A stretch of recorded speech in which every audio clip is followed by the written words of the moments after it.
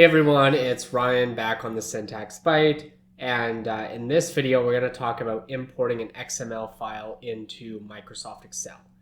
So in my last video we talked about converting an XML file to CSV using Python, which is basically another way you could import it into Excel. But if you have the latest version of Excel, or even Excel 2016 and above, this should work.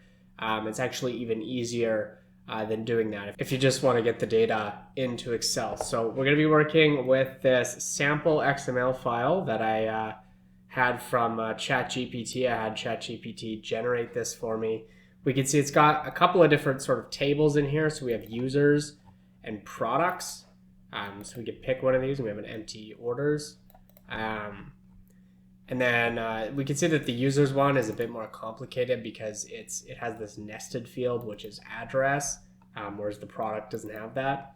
But nonetheless, even in the first case where we do have this sort of nested field, this is pretty easy to deal with using the Power Query interface. So without further ado, let's hop into Excel here. You're going to go over to the Data tab. You're going to do Get Data from File, and then from XML. I apologize if I sound a little bit sick. I'm just getting over a cold here, but I wanted to make sure that I got this video out for you guys before the end of the year. Now, I'm gonna go over Desktop, and there I have my sample file. We can click Import. Now, depending on the file, perhaps the table that you see in front of you looks like what you need, in which case you can just go ahead and say load. But I'm going to go ahead and do a transform data because that table doesn't look like the data that I want.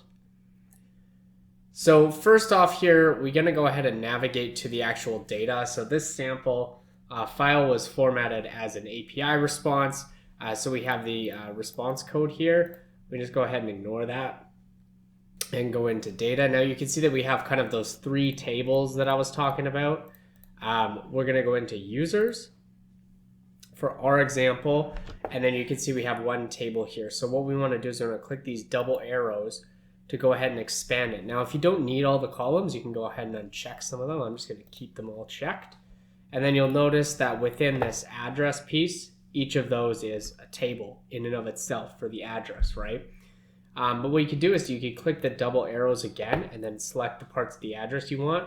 And then you can also choose whether you'd like to use the original column name as a prefix. So doing that would be like address.street, address.city, address.zip code. I'm going to go ahead and leave that on. And so there we go. So we have address street, address city, address zip code, and we have all the fields. So that's really all there is to it. From this point on, you could do anything else that you can do in this editor. You can combine columns, you can rename the columns if you want, and it basically keeps a record of your steps over here so that it can reproduce this. If you give it another XML file with the same structure but different data, it can reproduce this table and bring it into Excel. So there's a reusability aspect to Power Query here, but if you have the data you want, you can just go ahead and do a quick close and load.